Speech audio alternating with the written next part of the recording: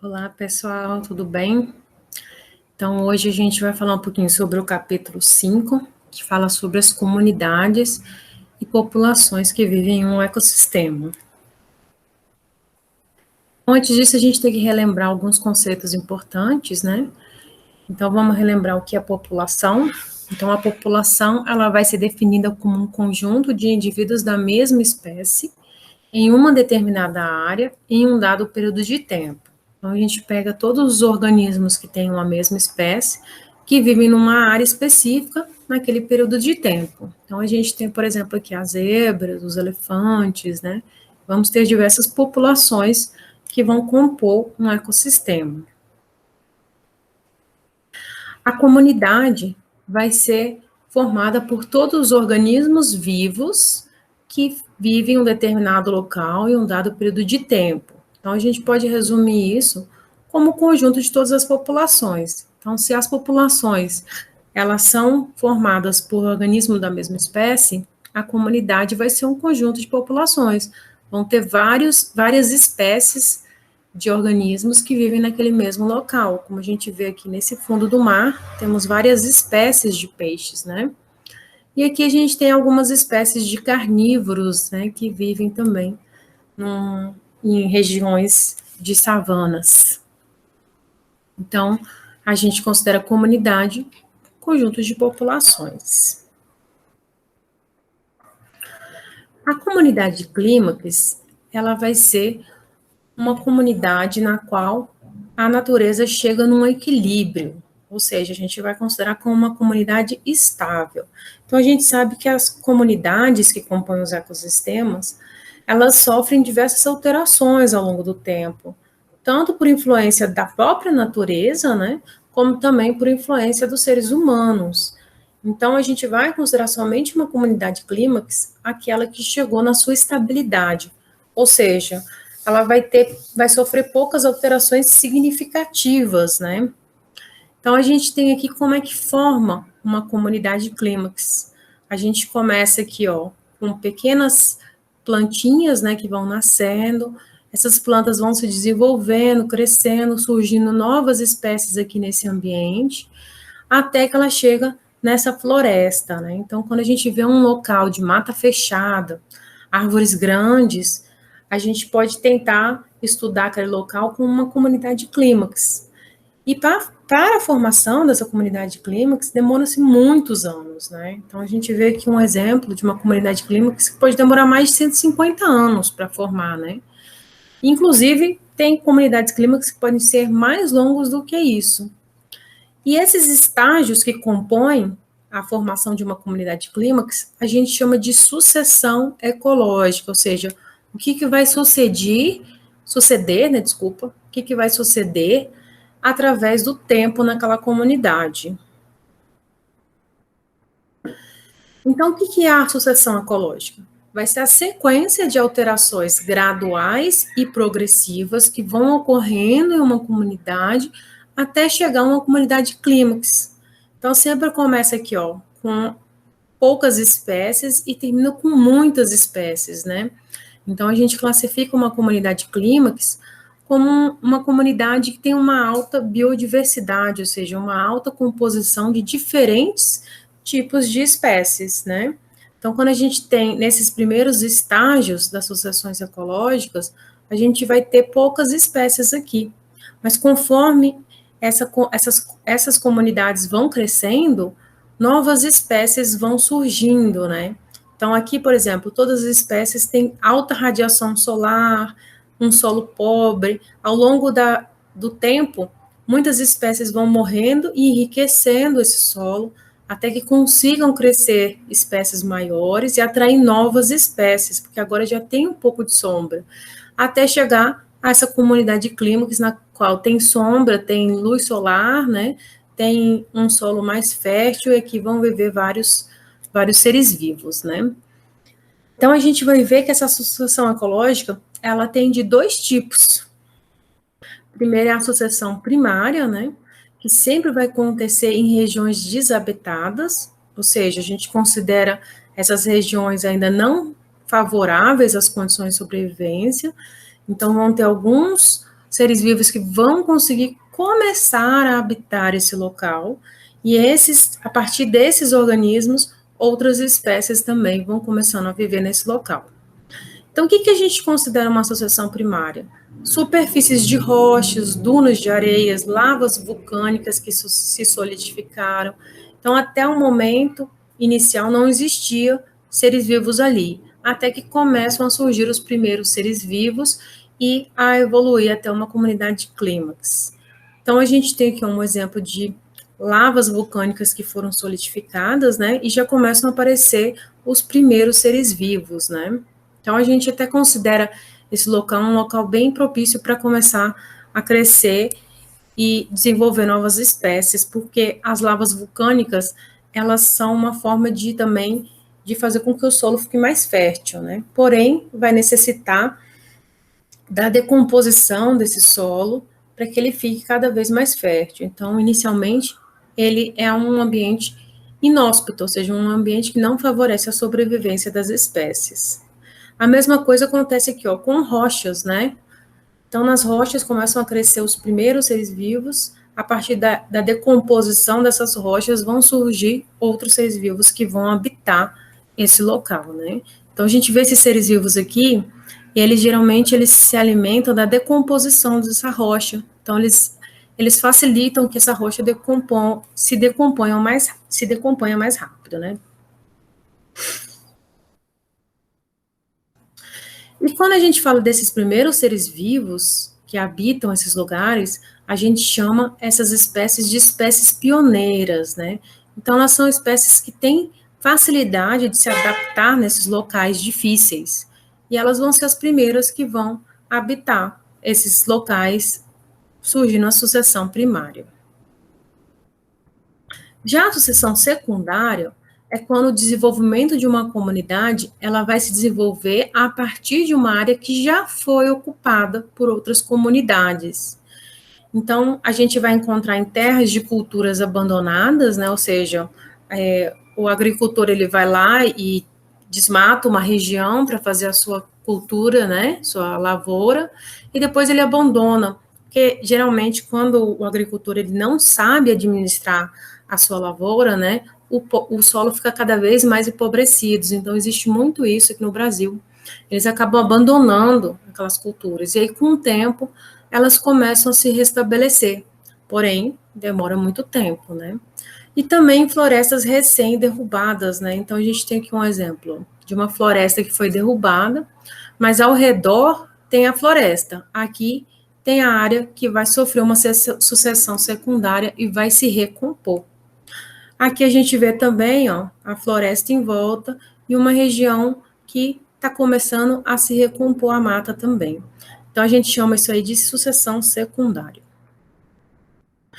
A gente sabe que as sucessões primárias, elas vão demorar mais tempo do que as sucessões secundárias para atingir o clímax, porque como vai surgir os primeiros seres vivos ali, não tem nada em volta ali, né, para ajudar a espalhar as sementes, né?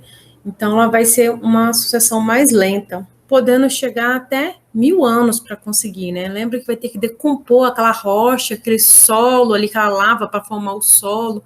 Então, demora muito tempo, precisa ter uma série de erosões, de decomposição de todas essas pedras, essas rochas, essas lavas para formar o solo. Então, demora muito para formar uma comunidade clímax.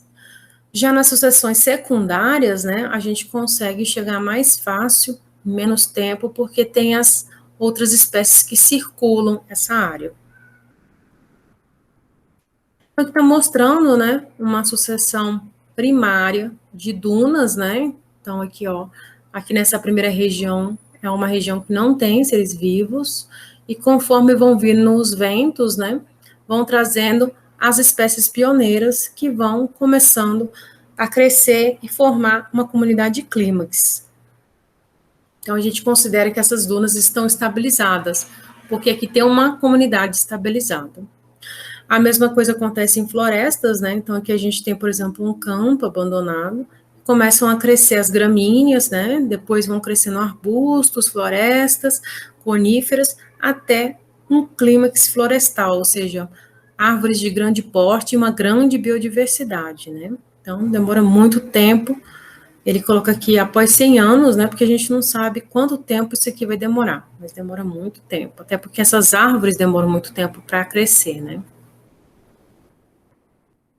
E agora a gente vai ver um pouquinho sobre as interações entre as populações de uma comunidade, né? Então a gente vai ver que essas interações, elas podem ser do tipo intraespecíficas, né? Intra, dentro da mesma espécie.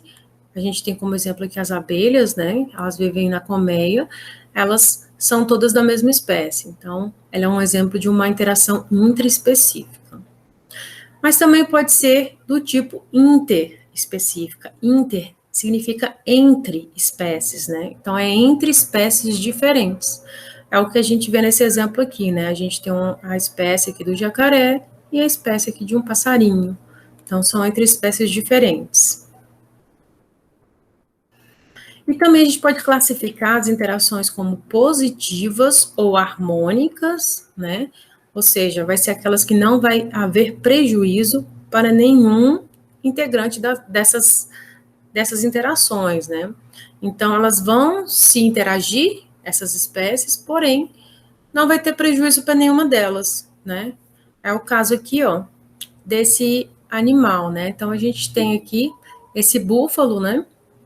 E aqui tem os passarinhos. Então, os passarinhos, eles vão se alimentar aqui, né, dos carrapatos do boi. Então, o boi, ele vai se livrar dos carrapatos. Então, é bom para ele, é uma vantagem para ele.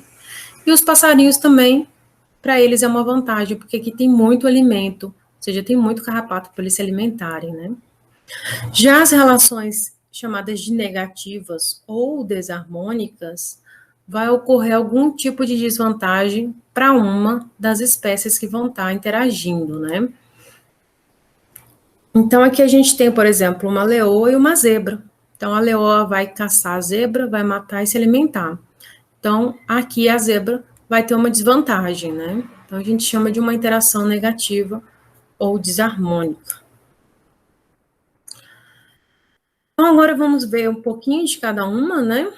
Então, a gente tem, por exemplo, as interações intraespecíficas dentro da mesma espécie e positivas, ou seja, ninguém tem desvantagem, né?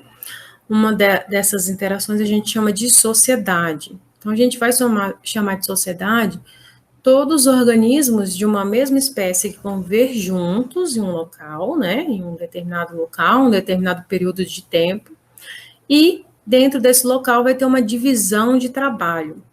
Lembrando que essa divisão de trabalho, ela não vai ser restrita somente aos períodos reprodutivos, né? Então, vão ser organismos que vão viver juntos o tempo todo, durante todo o período da vida deles. E eles vão ter a divisão de trabalho entre eles, né? Então, a gente tem como exemplo os insetos que a gente chama de sociais, porque eles vivem em sociedade. A gente tem as abelhas, as formigas e os cupins, né? Então, está mostrando aqui, ó, uma rainha de uma abelha e as abelhas todas aqui em volta dela, né? Então, são todas da mesma espécie e a gente sabe que cada uma tem uma função dentro da colmeia, né? Então, a rainha tem a função dela, assim como as outras operárias. Mas quem vive em sociedade também somos nós, né? Os seres humanos. Então, a gente vive junto aqui o tempo todo e temos a nossa divisão de trabalho também, né? Então, um é lixeiro, um é médico, um é dentista, né? Um é cozinheiro, e todos eles moram juntos no mesmo período de tempo, no mesmo local. Então, a gente considera também como uma sociedade humana, né? Da nossa espécie humana. Então, a gente vai ver um pouquinho aqui sobre a importância das abelhas, né? Porque a gente sabe que as abelhas, elas estão desaparecendo do nosso planeta. Então, elas têm uma grande importância na natureza, porém, elas estão desaparecendo. E elas têm uma divisão chamada de castas, né? Então, a gente tem aqui, ó, a rainha, né? Que ela vai ser a que vai administrar a colmeia e vai ser responsável pela reprodução, né? Então, é ela que vai dar origem a todos os outros seres vivos que vão compor essa colmeia. E a gente tem as operárias, né? As operárias, elas vão ter vários papéis dentro de uma colmeia, né? E elas são todas do sexo feminino e são inférteis, né? Elas não são capazes de se reproduzir. Então, elas vão ser responsáveis por coletar comida, água, cuidar das larvas, proteger a colmeia, né? Então, tem toda uma divisão de trabalho. E aqui são os zangões, que são os únicos machos, e a principal função dele é a fecundação, ou seja, é a reprodução, é ele fecundar essa rainha. Então, ele vai fecundar ela, que ela vai dar origem tanto a operárias quanto o zangão. Ela é a única fêmea fértil da colmeia.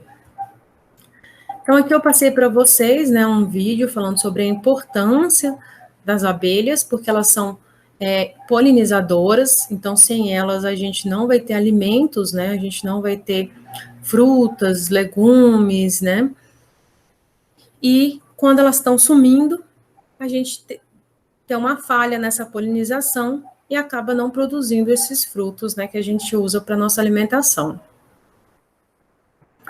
E por que elas estão sumindo? Depois vocês assistem esse vídeo, eu coloquei lá no link.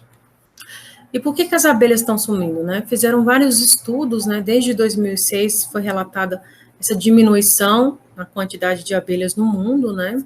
Começou lá nos Estados Unidos. Então, os agricultores, né? Os apicultores, que são aqueles que trabalham com abelhas, né? Começaram a encontrar uma grande quantidade de abelhas mortas. E isso instigou os cientistas a tentarem descobrir o porquê que isso está acontecendo, né? Então, descobriu-se em vários estudos até hoje que existem vários fatores que estão fazendo com que as abelhas estão desaparecendo do planeta. Então, um dos fatores são as monoculturas. O que são monoculturas? É quando um agricultor ele planta somente uma espécie, né? Então, a gente tem aqui, por exemplo, milho, soja, ele planta uma única espécie, e essa espécie as abelhas não conseguem polinizar, porque elas não têm uma grande quantidade de flores diferentes para elas irem buscar o néctar, né? Então, acaba prejudicando elas, e elas ficam com fome, elas morrem de fome. Outros fatores aqui, ó, importantes são os agrotóxicos e as inseticidas, né? Então, a gente sabe que esses agrotóxicos fazem mal para toda a cadeia alimentar, né? Ele vai se acumulando na cadeia alimentar, desde das plantas até o último consumidor lá da cadeia alimentar.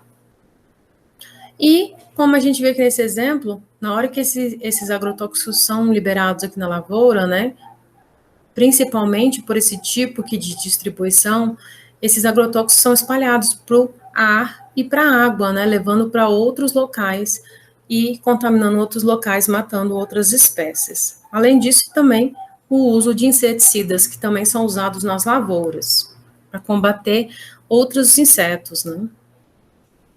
A poluição também, que está crescendo cada vez mais no ar, na água, no solo, em todos os lugares, está fazendo com que essas abelhas desapareçam, e também está fazendo com que aumente um estresse ambiental, né? Então, a poluição é um tipo de estresse ambiental, né?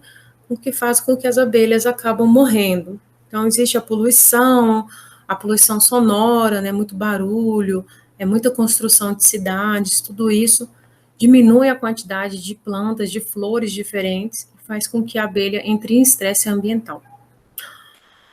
E também temos o desmatamento, né? Lembrando que as abelhas, elas precisam das flores para se alimentar, para produzir o néctar e se alimentar. A partir do néctar, ela produz o mel, né? O mel, ela vai usar como alimento. Então, o desmatamento tira essa área em que ela conseguia se alimentar e ela acaba morrendo.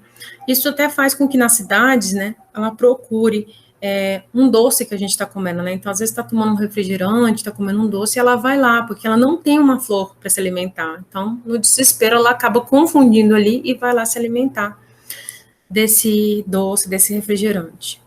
Então, gente, não matem as abelhas, cuidem delas, porque se elas desaparecerem, provavelmente a gente vai desaparecer também, né?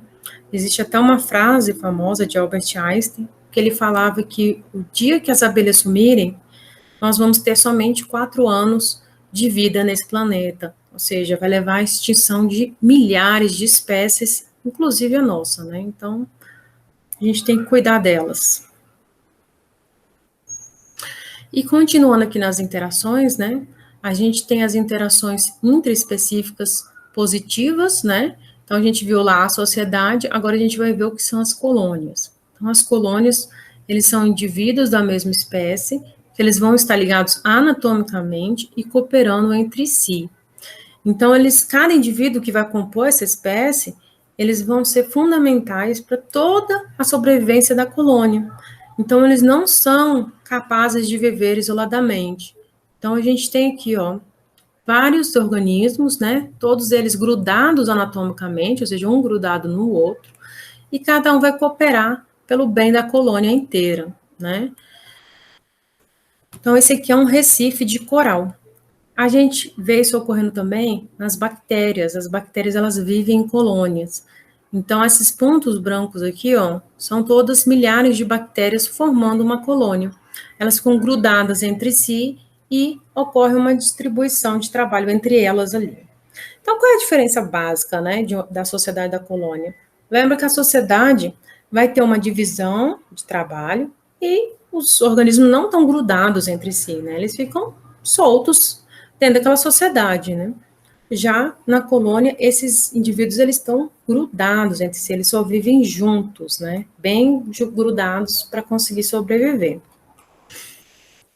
E a gente usa o termo colônia também para alguns organismos que se unem na construção de ninhos e na criação da prole, ou seja, na hora da reprodução. Então, eles se unem naquele momento da reprodução e uns contribuem com os outros para cuidar da prole. Então, a gente tem um exemplo clássico aqui, os pinguins. Eles podem viver sozinhos lá no habitat deles, mas na hora da procriação eles se unem e um ajuda o outro na criação da prole, né? Já as interações intraespecíficas negativas, a gente tem como exemplo a competição. E o que é a competição? Vai ser a disputa entre os indivíduos por recursos do ambiente que não vai existir em quantidade suficiente para todos. Então, quando a gente tem um ambiente e a gente tem uma espécie lá vivendo, vários organismos de uma espécie, porém não tem recurso para todos, eles começam a competir entre eles mesmos para conseguir sobreviver nesse ambiente. Então, a gente tem aqui, ó, um exemplo da competição pela luz solar. Então, essas árvores, elas ficam crescendo cada vez mais rápido, né, para pegar a luz solar. E aquelas que crescem mais lentamente, elas acabam ficando na sombra e acabam morrendo. Então, é uma competição entre a mesma espécie. Também ocorre, né, entre animais, essa competição, seja por território, né, em animais territorialistas, competição por fêmeas, né, para reprodução, e também a competição por alimento. Então, a gente vai ver que essa competição também pode ocorrer para quem vai se alimentar mais naquele mesmo ambiente, né, quando não tem muitos recursos. Porém, um não vai se alimentar do outro, né, deixando bem claro. Eles vão competir por aquele alimento, mas eles não se alimentam um do outro. E a competição, ela é muito importante, seja ela nas interações intraespecíficas ou nas interações interespecíficas, que a gente vai ver mais para frente, porque elas têm como principal objetivo na natureza regular o tamanho das populações, né? Então, as populações precisam ser bem reguladas para que exista um equilíbrio ambiental. Outra interação intraespecífica negativa é o canibalismo. E a diferença do canibalismo e da competição é que esses indivíduos, eles vão fazer a predação e vão se alimentar de indivíduos da mesma espécie. Então, vai ocorrer também por escassez de recursos do ambiente, mas lembrando que eles não vão competir entre eles, eles vão se alimentar entre eles, eles vão matar e se alimentar entre eles mesmos, entre a mesma espécie, né?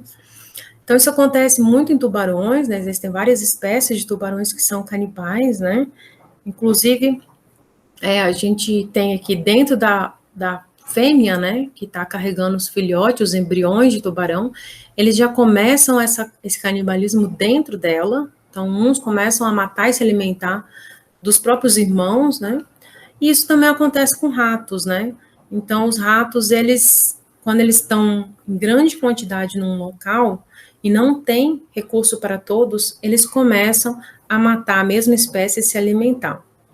Então, lembrando que o canibalismo, ele também ocorre em situações extremas, ou seja, situações em que não existe recurso. Então, o último recurso dessas espécies é matar o próprio organismo da mesma espécie e se alimentar.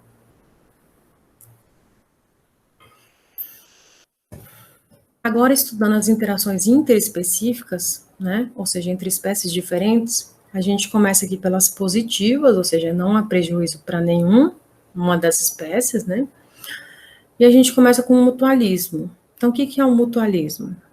Ela ocorre quando ambos os participantes se beneficiam, a gente já sabe, né, porque é positiva, porém, mantém uma relação de dependência. Então, toda vez que vocês ouvirem falar de mutualismo, lembra dessa relação de dependência. Então, a gente tem aqui, ó, por exemplo, esses líquens, né? Então, é muito comum a gente ver esses líquens nos galhos das árvores, né? E se a gente pegar um pedacinho desse líquen e olhar no microscópio, a gente vai ver que ele é composto por 2 organismos de espécies diferentes. Então, a gente vai encontrar uma alga, né? Que é essa bolinha verde aqui, é uma alga unicelular. E em volta dela vai ter várias hifas de fungo, né? Esses líquens, então, eles também são considerados como indicadores de poluição. Então, a gente vai encontrar eles em locais que não tem poluição do ar, né, ou pouca poluição. Eles são muito sensíveis à poluição, né. E por que eles precisam viver juntos, né? Então, a gente vai ver que existe uma dependência aqui, porque a alga, essa alga específica, ela vai ser capaz de fazer fotossíntese, né? Então, ela vai fazer fotossíntese e vai produzir glicose, e ela vai dar parte dessa glicose para os fungos. Então, os fungos vão conseguir obter alimento, e o fungo dá em troca proteção para a alga. Então, ele se envolve em volta da alga, dando proteção. Então, é uma relação de dependência. Se a gente quebrar isso aqui, eles não conseguem viver sozinhos, né? Então, eles precisam estar juntos. E como existe essa relação de dependência, alguns locais chamam isso de mutualismo obrigatório, ou seja, um precisa do outro para viver, senão eles morrem. Outras interações aqui de mutualismo, a gente vai encontrar entre os protozoários e os cupins, né? Então, a gente sabe que aqui, ó, os cupins, eles se alimentam de madeira, e para ele conseguir absorver o alimento dessa madeira, ele precisa quebrar a celulose, né? A celulose, ela compõe a parede celular das plantas. Então, ele não tem capacidade de quebrar, de digerir essa celulose e tirar o nutriente dela. Então, para isso, ele precisa de um protozoário que vive dentro dele, lá no intestino dele, e que vai fazer essa quebra dessa celulose, né? Então, é uma relação de dependência. Sem esse protozoário lá dentro, ele não conseguiria digerir a celulose e ele não teria nutriente. Então, ele precisa desse protozoário.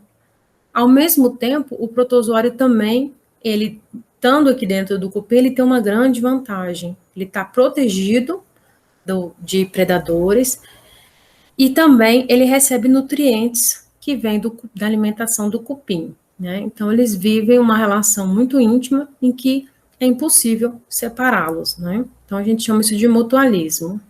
A mesma coisa vai acontecer com ruminantes e bactérias, né? Então, a gente tem aqui um exemplo de ruminantes, que são as vacas, né? As vacas, elas têm um estômago dividido em câmaras, e essas câmaras, né? Desculpa, gente, em câmaras, e essas câmaras, elas fazem todo um processo de digestão das plantas, né? Só que elas também, assim como o cupim, elas não conseguem digerir a celulose das plantas, e elas só se alimentam de plantas. Então, elas precisam do nutriente vindo da quebra da celulose. Então, elas vão ter bactérias, vão ter também fungos, protozoários dentro desse estômago dela, que a gente chama de rumen, né? Que é onde vai ocorrer essa digestão da celulose. Ao mesmo tempo, né, essas bactérias vivem lá protegidas e recebem também alimento lá no estômago delas. Então, ela não vive sem essas bactérias, senão elas não conseguem digerir a celulose. E as bacteriorrizas a gente já viu, né? Essa interação, ela ocorre entre as bactérias fixadoras de nitrogênio, então a gente viu essa relação lá quando a gente estudou o ciclo biogeoquímico do nitrogênio, e elas se associam a plantas, às raízes das plantas leguminosas. Então aqui esses nódulozinhos são bactérias que estão associadas à raiz dessa planta. Então, essas bactérias, elas vão fixar o nitrogênio que estão no ar e vão trazer para o solo. Lembrando que o nitrogênio ele é muito importante para as plantas. Então, a planta consegue absorver uma grande quantidade de nitrogênio. Ao mesmo tempo, a planta fornece nutrientes para essas bactérias, como a glicose, né? Lembra que ela produz glicose através da fotossíntese. Então, é uma relação muito importante também, que um não vive sem um outro. Outra interação interespecífica positiva a gente vai encontrar na protocooperação. Essa interação, ela também pode ser chamada de mutualismo facultativo. Então, a gente tem essa aqui, que pode ser chamada simplesmente de mutualismo, ou simbiose também, alguns locais chamam, ou mutualismo obrigatório, porque existe relação de dependência entre os organismos. Já essa aqui, ela pode ser chamada de protocooperação ou mutualismo facultativo. E por que ela é um mutualismo facultativo? Porque ambos vão se beneficiar dessa relação, porém, elas podem viver de forma independente. Elas não têm dependência uma da outra para sobreviver. Então, é bom para ambas, porém, se também não viverem juntas, não tem problema, cada um segue sua vida. Um exemplo que a gente tem aqui é desse crustáceo, né? Chama paguro. Ele tem um corpo mole e ele, para se proteger dos predadores, né? Que ele seria uma presa fácil com esse corpo mole, ele usa essa concha para se proteger. Então, ele coloca parte do corpo dele dentro dessa concha. E aqui a gente tem uma anêmona do mar, né? Então, essa anêmona, ela fica fixa no solo e ela pega os nutrientes que estão na água. E por que é benéfico ambos viverem juntos, né? Porque esse crustáceo aqui, ele consegue andar pelo fundo do mar, né? Lembra que a anêmona, ela é fixa, então ela consegue se locomover através dele. Aí ela se fixa aqui na concha que está no corpo dele. E ela também pode se alimentar dos restos de alimento que ele for consumindo. Então, ele vai consumindo aqui o alimento, os restos de alimento ela consegue aqui absorver. E qual que é a vantagem para o paguro? A vantagem para ele é que ela tem células que soltam substâncias urticantes, né? Ou seja, substâncias que acabam fazendo mal para outros seres vivos, que queimam, né, outros seres vivos. Então, impede a predação, ou seja, impede que outros seres vivos venham e se alimentem dele, porque na hora que eles se aproximarem, ela vai soltar essa substância urticante. Então, ela protege ele e ele faz com que ela consiga se locomover para o fundo do mar e se alimentar também. É uma relação de vantagem para ambos? É. Porém, eles conseguem viver separadamente, tranquilamente. E outros exemplos que a gente vai ver é essa do jacaré, né? Então, a gente tem aqui o jacaré e essa espécie de passarinho. E essa espécie de passarinho, ela se alimenta dos restos de comida e dos parasitas que vivem aqui na boca do jacaré, né? Então, ela limpa os dentes dele. Então, é uma vantagem para o jacaré que manter seus dentes limpos. E é uma vantagem para esse passarinho também, porque tem comida que é à vontade para se alimentar. Então, o jacaré, ele não fecha a boca, ele não se alimenta desse passarinho, porque aqui existe uma relação de confiança que foi criada ao longo de milhares de anos, né? Então, existe uma relação de confiança entre ambos. Eles podem viver separados? Podem. O passarinho pode se alimentar de outras coisas, o jacaré também. Ou o jacaré também pode continuar com o resto de comida e os parasitas, né? Porém, ele vai viver menos, né, do que um jacaré que tem os dentes limpinhos, assim como a gente, né? Os dentes causam muitas doenças. Os dentes que não têm limpeza, né, acabam correndo um acúmulo de bactérias e podem causar problemas, né? A gente vê também essa interação no peixe palhaço e anêmona, né? Então, vai ser semelhante lá do paguro. Aqui o peixe palhaço ele vai se alimentar, os restos de alimento vão cair aqui, as anêmonas vão se alimentar, e ao mesmo tempo a anêmona vai soltar aquela substância urticante que queima, e ela protege o peixe palhaço de outros predadores, né? E aqui a gente também tem uma relação benéfica para ambos, que são os polinizadores e as flores, né? Então, tem um benefício aqui, lembra que a gente viu das abelhas, né? Eu falo polinizadores porque serve para todos os polinizadores, não só para... Desculpa, gente. Não só para as abelhas, né? Então, aqui a flor vai prover o alimento da abelha e, ao mesmo tempo, que é o néctar, né, que é um líquido doce. Ai, gente, minha voz ficou ruim agora. E, ao mesmo tempo, a abelha vai conseguir ter o alimento. Então, qual é a vantagem para a abelha? O alimento disponível aqui, né? Ela vai pegar esse néctar, vai se alimentar e vai produzir mel, que vai servir de alimento para toda a colmeia.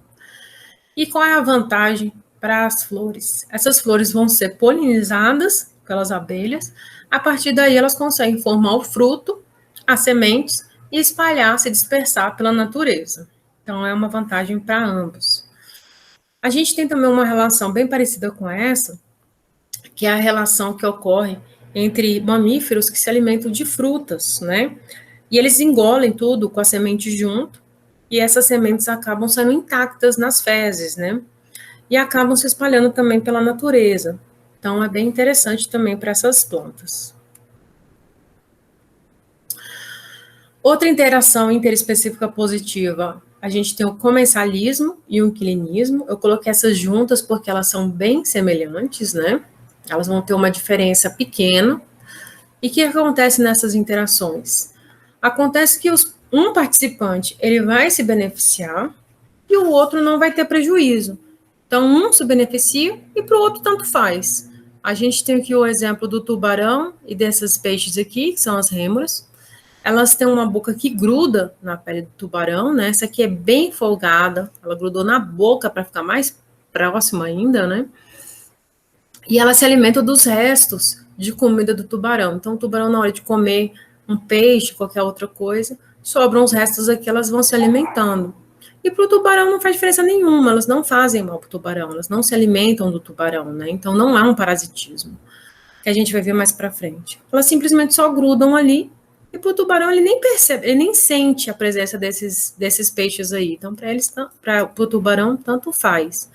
Mas são os bichinhos bem folgados, né? Porque eles não precisam gastar energia para nadar, para procurar alimento, eles simplesmente grudam e vão lá se alimentar dos restos do tubarão. Então, na hora que a gente vê a diferença entre o comensalismo e o inquilinismo, a gente vai ver que a gente associa o comensalismo à função de obtenção de alimento. Então, sempre que a gente fala de comensalismo, a gente está falando de obtenção de alimento.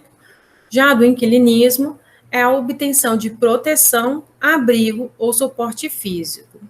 Então, a gente tem aqui a diferença. No comensalismo, a gente tem esse tubarão e a gente tem esses peixes aqui que ficam nadando junto com o tubarão.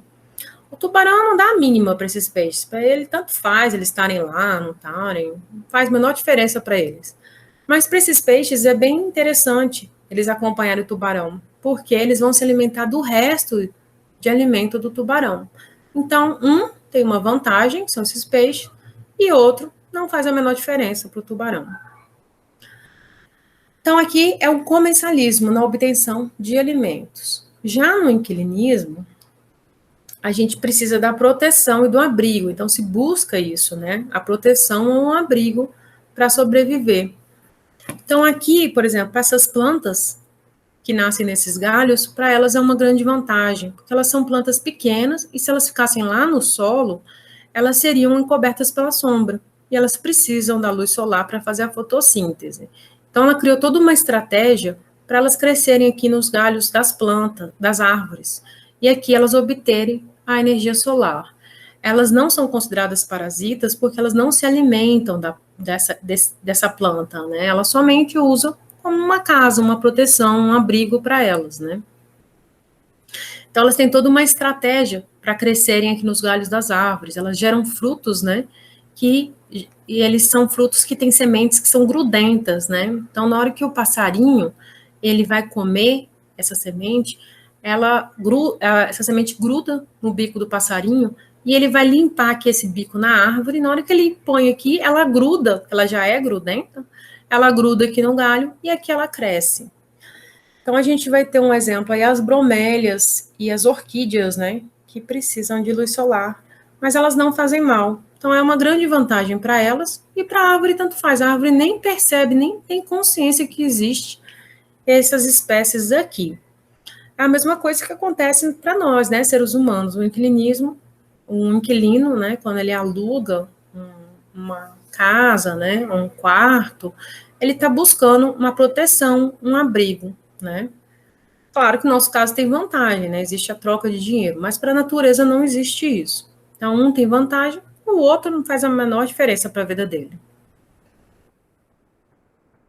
Já entrando nas interações interespecíficas negativas, a gente vai ter prejuízo de uma das espécies, né? Então, o primeiro exemplo que a gente vai ver, a gente chama de amensalismo. Então, não confundir com o comensalismo. Então, existe o comensalismo e o amensalismo. Mas também é chamado de antibiose. Então, tanto faz chamar de amensalismo ou antibiose.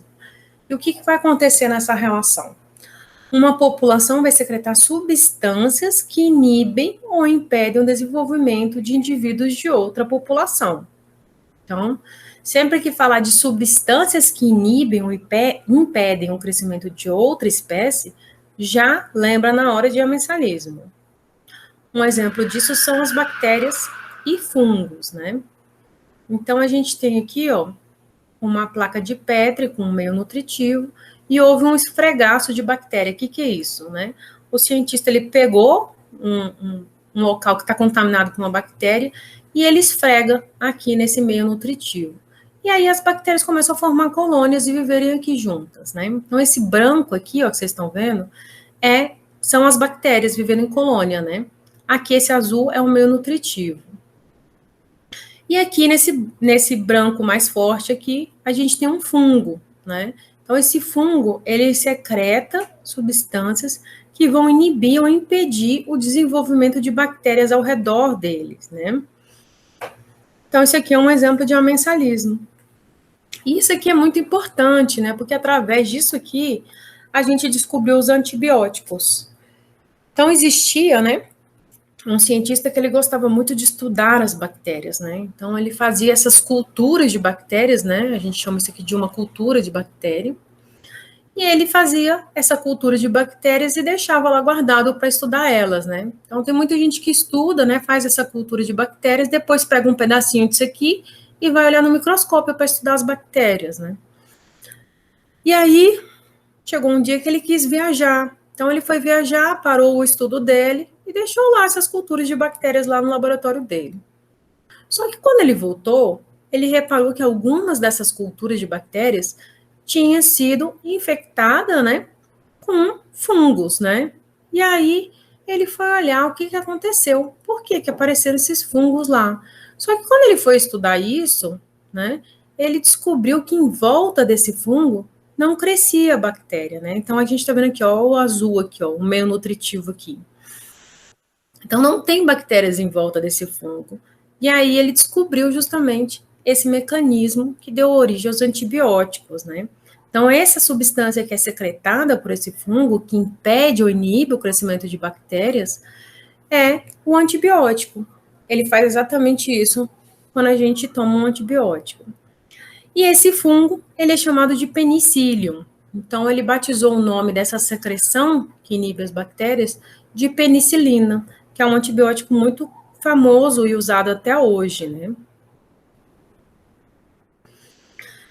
Outro local que a gente vai encontrar essa relação de amensalismo são nas marés vermelhas. O que são as marés vermelhas? São essas manchas vermelhas que dão no mar, né? Por isso que a gente chama de maré vermelha. E essas manchas vermelhas são simplesmente o acúmulo de uma grande quantidade dessas algas, né? Então, a gente tem essas algas vermelhas, elas têm essa coloração vermelha, elas são chamadas também de dinoflageladas, né? E elas começam a crescer e se multiplicar quando existe muita matéria orgânica naquele ambiente. Então, a gente tem aqui uma praia, né? E algumas praias ocorre o despejo de esgotos, né? Aqui tem aqueles emissários que despejam esgotos nessa praia, nesse mar, né? E o esgoto, ele é rico em matéria orgânica, então é uma grande fonte de alimento para essas algas. E quando elas estão num ambiente que tem muita matéria orgânica, muito alimento, elas começam a se multiplicar rapidamente. Só que tem um problema, elas também secretam uma substância tóxica, e elas acabam matando todos os seres vivos que vivem aqui. Então, ela secreta essa substância tóxica, e essa água acaba ficando tóxica para esses seres vivos e acaba matando. Então, nesses locais de maré vermelha, se encontram muitos peixes mortos aqui, né?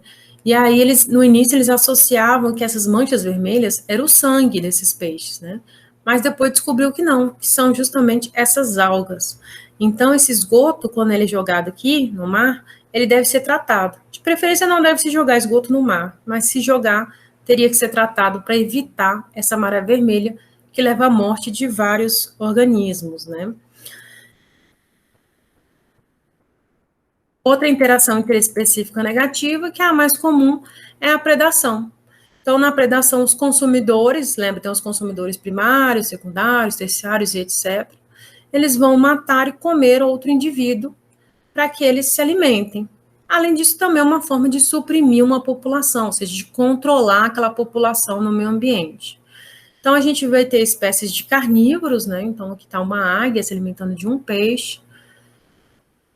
A gente vai ter os onívoros, né, como, por exemplo, nós, seres humanos. Então, a gente se alimenta de verduras, de frutas, de carnes, tudo isso, a gente está matando um outro ser vivo para se alimentar. Então, nós somos predadores também. E também vamos ter predadores herbívoros, né, ou predadores de plantas. A gente vai ter predadores nas plantas também, né. Então, os herbívoros aqui seriam as vacas, né, na hora que elas comem um mato, elas estão matando aquela espécie, né, de planta, de grama, de mato, seja o que for. E a gente tem as plantas também. Então, a gente tem uma planta, que ela é chamada de carnívora, né, e ela mata esse inseto. Então, quando esse inseto ele é atraído aqui, para dentro dessa planta, e na hora que ele cai aqui, ela fecha. E na hora que ela fecha, ela joga uma substância aqui que vai digerir ele. Então, lembra que nesse caso que não é uma substância tóxica, gente, não tem a ver lá com a mensalismo. Aqui ela usa para se alimentar. Então, ela só digere assim como o nosso estômago também digere a comida que a gente come. Ela faz a mesma coisa. Então, ela digere esse inseto e absorve o nitrogênio desse inseto. Então, lembre que o nitrogênio é importante para as plantas. E aí ela faz a fotossíntese normal dela, produz a glicose dela, mas ela pega o nitrogênio desses insetos. Outra interação interespecífica negativa é o parasitismo, né? O que é o parasitismo? É quando a gente tem consumidores que retiram alimentos orgânicos do corpo de um indivíduo. Então, esses consumidores a gente vai chamar de parasitas. E o indivíduo que vai, né, prover esse alimento, a gente vai chamar de hospedeiro. Na maioria das vezes, prejudicando o seu hospedeiro. Então, esses parasitas, eles geralmente prejudicam o hospedeiro. A gente fala às vezes porque vai ser muito relativo, né, gente? A natureza é muito complexa, né? Eu tô falando esses montes de relações aqui, mas a gente sabe que isso aqui são pequenos exemplos perto da complexidade da natureza. Então, se a gente fosse falar de todas as relações ecológicas que existem no planeta, eu falaria até morrer aqui e não seria suficiente, né? Então, a gente tem aqui, por exemplo, um parasita e aqui tem o corpo da pessoa. Então, na hora que ele suga o sangue, a gente chama esse aqui de parasita e a pessoa de hospedeiro. Esses parasitas, eles podem ser chamados de ectoparasitas, quando eles ficam para fora do corpo, e endoparasitas quando ficam dentro do corpo, né? Então, a gente tem aqui, como exemplo de endoparasita, um verme, né? Pode ser uma lombriga, uma solitário. Ela tem aqui, ó, aqui é o detalhe da boca dela, ela gruda aqui na parede do intestino e ela começa a absorver o sangue da pessoa. Então, por exemplo, quando a gente fala aqui do carrapato, ele, além de ele sugar o sangue, ele pode ser um transmissor de doenças, né? Então, ele pode transmitir doença para aquela pessoa, ao mesmo tempo que se ele se reprocriar aqui, ele pode ter muitos filhotes ao mesmo tempo, ter uma infestação. Então, é difícil a gente ver isso acontecer com seres humanos, mas acontece muito com animais, né? Eles têm uma infestação de carrapatos e eles podem acabar morrendo por anemia. É muito carrapato sugando sangue. Então, a gente vai ter carrapatos, a gente vai ter pulgas, né? Piolhos, todos eles são parasitas, né? Já aqui no caso das lombrigas, das solitárias, dos vermes, né? Eles vão sugar, além de eles sugarem o sangue causando anemia, se eles tiverem grande quantidade, né? Eles também podem prejudicar a pessoa. Assim como também uma grande quantidade pode causar uma obstrução intestinal, né? Então, isso pode matar até por uma obstrução intestinal, pela grande quantidade de vermes, tendo que fazer uma cirurgia para tirar todos eles. Então, é só tomar um vermífugozinho que, né, gente, tomar um vermífugo periodicamente que faz a eliminação desses parasitas, né? Outros tipos de parasitas que a gente encontra vão ser as bactérias, os vírus, os protozoários, as algas e os fungos. Eles também têm capacidade de se tornarem parasitas e causarem doenças em seus hospedeiros, né? Então, a gente tem, por exemplo, aqui um exemplo de um vírus, o novo coronavírus, né? SARS-CoV-2. E a gente sabe que os vírus, eles são os parasitas intracelulares obrigatórios. O que isso significa? Eles parasitam um hospedeiro, eles têm que viver dentro de uma célula, por isso se chama intracelulares, e eles são obrigatórios porque eles precisam da célula para se reprocriar, ou seja, para se multiplicar. Eles não vão se alimentar do hospedeiro, porque eles não são seres vivos, eles não se alimentam.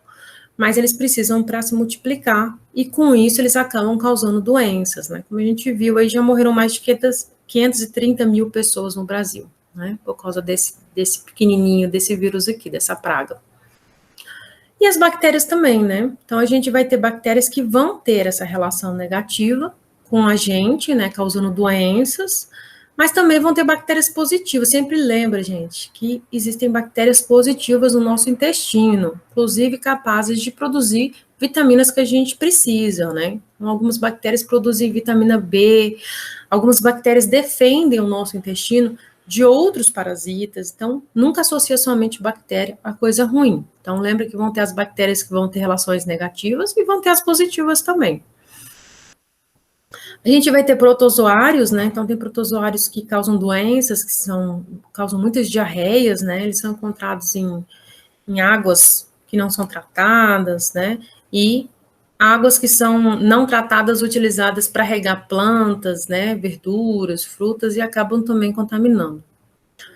A gente vai encontrar nessas algas contaminadas também algas, né, que vão acabar tendo o mesmo papel aqui que os protozoários, vão acabar causando um malefício para a gente, e os fungos também, né, então a gente sabe que as doenças fúngicas, elas são doenças extremamente difíceis de serem tratadas, né, eles são muito resistentes. Então, quando a pessoa tem um fungo, por exemplo, na unha, esse fungo começa a se alimentar da unha daquela pessoa, ela acaba até perdendo a unha, né, então tem que fazer um tratamento rápido. Assim como a gente viu também, né? A candidíase é um tipo de doença causada por fungo. Então, eles também são considerados parasitas. E outra relação interespecífica negativa que a gente tem é a competição. Então, lembra que a gente viu a competição lá na interação intraespecífica, e lá ela é negativa também. E a gente tem na interespecífica também como negativa. Então, ela pode ocorrer entre a mesma espécie e entre as espécies diferentes. E sempre vai ser com o mesmo objetivo. Vão ser seres vivos, organismos que vão viver no mesmo habitat, vão ter o mesmo nicho ecológico, porém, se não tiver recursos suficientes, eles vão competir entre eles, né? Então, a gente tem aqui um exemplo de uma leoa, de uma hiena, e elas vivem aqui tranquila, ambas são carnívoras, né? Elas vão se alimentar de outros animais. Só que se começar a faltar alimento, elas vão começar a atacar umas às outras, não vão se alimentar umas das outras, né? O meio de atacar é para espantar ela daquele local e ela ter mais alimentos ali para ela. Então a leoa vai tentar atacar a hiena para ela fugir desse ambiente. E a hiena é um animal bem agressivo, ela também vem para cima da leoa, ela não tem medo, não. Então, se precisar, ela vem para cima também para espantar esses leões desse local, né? Então, elas vão competir por um mesmo recurso. Então, vão ter o mesmo habitat, o mesmo nicho ecológico e compete pelo mesmo recurso. Então, a gente viu aqui as principais relações, né? Esse videozinho vai estar disposto lá no link para vocês também da aula, então depois vocês assistam. Esse videozinho, ele faz um resumo, né, de tudo isso que eu falei. É bem interessante vocês assistirem, assim, quando vocês estiverem na véspera de uma prova, na véspera de um vestibular, né, para vocês relembrarem todos esses nomes, né. Então, depois vocês assistam ele, né. E a gente termina aqui a nossa aula. Então, a gente estuda com atenção, são muitos nomes, são muitos detalhes e muitas pegadinhas, né? Então, eu coloquei algumas dessas pegadinhas que caem no vestibular, dessas relações lá no formulário de vocês, então façam com bastante atenção. Qualquer dúvida, estou à disposição. Um abraço para todos, até mais.